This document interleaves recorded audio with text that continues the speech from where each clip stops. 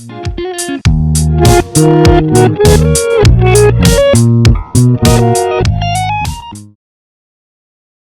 Friends, मेरा नाम doctor Khan है। मैं आज आपके लिए एक स्पेशल टॉपिक लेके आया हूँ, नी पेन। क्या आपके घुटनों में दर्द रहता है? सीढ़ियाँ चढ़ने पे तकलीफ होती है? ज़मीन पे खाना खाने बैठे, खाना खाने के बैठ के जब आप उठते हैं, तो क्या आपको हाथ टिकाना पड़ता है? अगर इंडियन टॉयलेट आपने यूज़ किया है, तो जब इंडियन टॉयलेट यूज़ करने के बाद जब आप खड़े होते हैं, तो आपको अचानक से चमक आती है। किचन में बहुत ज़्यादा देर तक खड़े होने के बाद आपके घुटनों में दर्द चालू हो जाता है।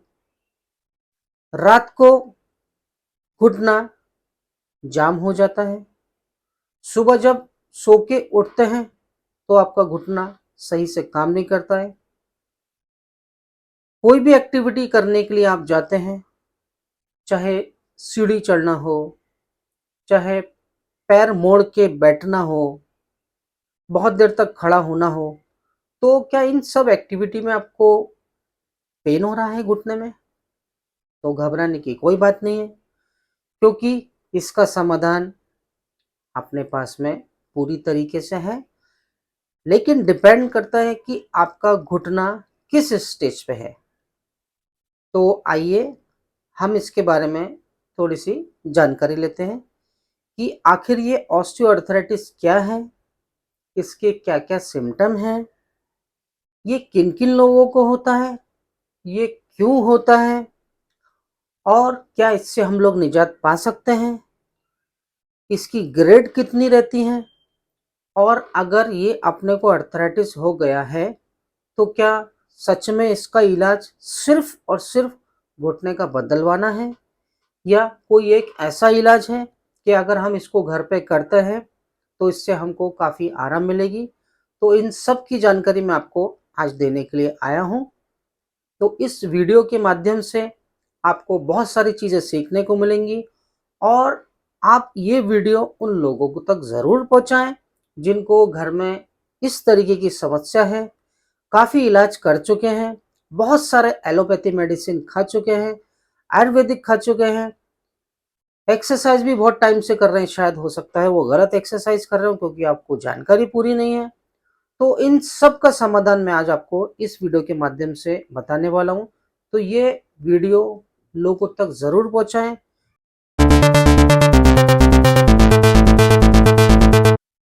तो सबसे पहले इसके सिम्पटम बताता हूँ मैं आपको, आर्थराइटिस के सिम्पटम। आर्थराइटिस के सिम्पटम सबसे पहले कैसे रहते हैं कि पेशेंट को घुटने में अंदर की तरफ दर्द होता है। हमारा जो घुटना जो नॉर्मल रहता है, उसके अंदर की तरफ, बाहर की तरफ खड्डे रहते हैं, जिसकी वजह से हमको ये मालूम रहता है कि ये घुटना नॉर्मल है। आर्थराइटिस के अंदर वो खड्डे सूजने लगते हैं, भरने लगते हैं, जिसकी वजह से हम लोग उसमें इन्फ्लेमेशन बोलते हैं। ठीक है? तो पेन, स्वेलिंग, और जब हम पेशेंट के मूवमेंट को चेक करते हैं, तो मूवमेंट करने में पेशेंट को पेन होता है। 3, चौथी बात, घुटनों के अंदर से देखो कट-कट की आवाज़ आती है। जब पेशेंट पैर को सीधा या मोड़ता है, तो अंदर घुटनों में से कट-कट की आवाज़ आती है। बाकी जगह पर हम जब छूते हैं टेम्परेचर को, और पर्टिकुलर अगर घुटने के ऊपर अगर हम लोग हाथ लगा के चेक करते हैं, तो घुटना थोड़ा-सा गर्म लगता है। गर्म का मतलब वहाँ पर इन्फ्लेमेशन है, वहाँ पर सूजन है। ये इसके सिम्पटम रहते हैं। ठीक है? और पेशेंट को उठने-बैठने में दिक्कत होती है, चलने में दिक्कत होती है। अगर पैर मोड़ के बैठ जाता है, तो सीधे करने में दिक्कत होती है। नीचे जब बैठ जाता है, तो उठने में दिक्कत होती है। सीढ़ियाँ चढ़ता है, तो पेशेंट को दिक्कत होती है। इंडियन टॉयलेट पेशेंट यूज़ करता है, तो पेशेंट को दिक्कत होती है। तो ये सारे सिम्पटम हैं, जो पेशेंट को ऑस्टियोआर्थराइटिस को हमको देखने को मिलते हैं। 3, 2, 1. अभी मैं आपको थोड़ी सी जानकारी ऑस्टियोआर्थराइटिस के बारे में भी देता हूँ कि आखिर ये ऑस्टियोआर्थराइटिस है क्या। देखिए, हमारी जो घुटने की जो हड्डी है वो दो बोन से मिलके बनी है, एक्चुअली तीन से मिलके बनी है। ऊपर फीमर, नीचे टिबिया, इसके बाजू में एक छोटी बोन फिबुला रहती है, और एक हमारे नी कैप जिसको हम लोग पटेला बोलते हैं। नॉर्मली कैसा रहता है कि हमारी जो बोन्स रहती हैं, कोई सा भी जॉइंट, चाहे शोल्डर रहने दो, चाहे नी, हिप, एंकल, इसके अंदर एक कार्टिलेज नाम की एक संरचना होती है जो हमारे सांधे को, हमारे जॉइंट को चिकटपना, लुब्रिकेशन प्रोवाइड करते हैं।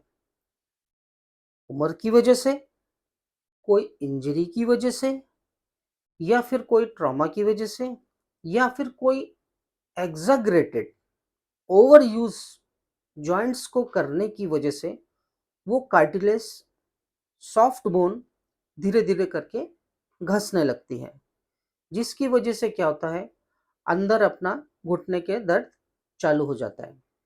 अच्छा, पेशेंट को मोस्टली जो इस ऑस्टियोआर्थराइटिस में जो दर्द होता है वो अंदर की तरफ दर्द होता है, जिसको हम लोग मीडियल साइड बोलते हैं। मैं आपको पिक्चर भी दिखाता हूँ उसकी मीडियल साइड की। ये वाली पिक्चर है।